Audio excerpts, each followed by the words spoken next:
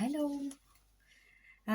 It's been a quiet month in the studio, but that's because it's been a busy month doing all my other things, spinning all my other plates. It's December 20th, and this is the first day I've had at home since the end of November. So I'm a little tired today, but I am being fueled by coffee. That was an essential trip out. So hopefully I should start being a little more awake.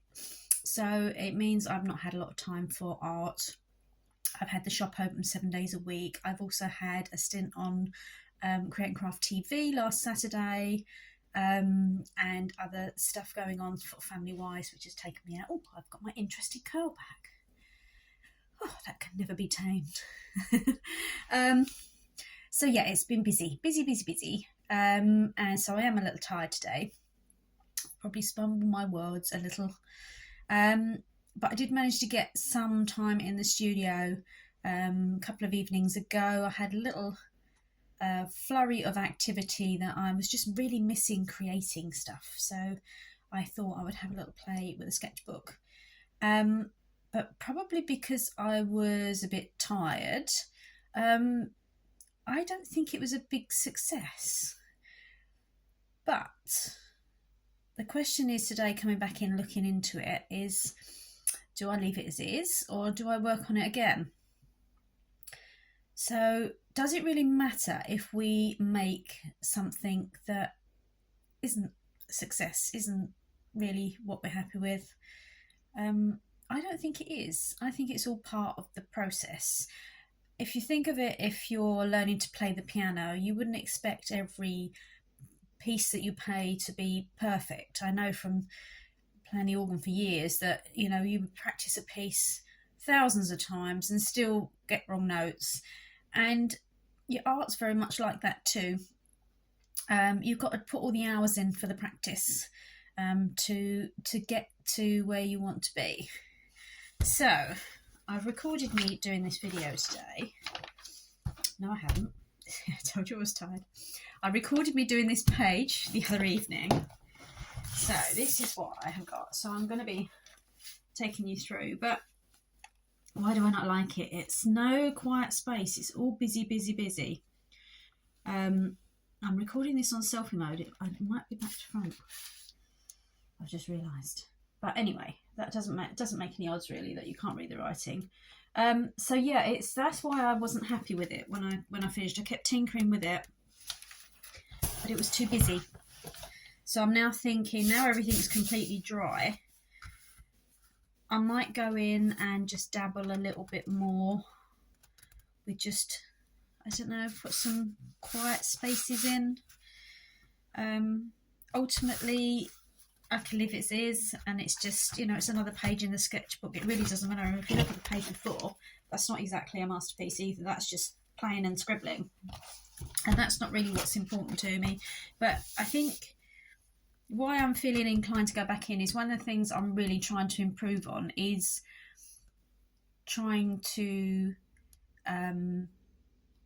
resolve a piece of work that isn't quite there. It's something that I'm trying to do with my canvases. So that in itself is quite good practice for me. So I'm thinking I'm quite low energy. I think I might just pop some paint out on the palette and have another little play with this and just see where it goes, really.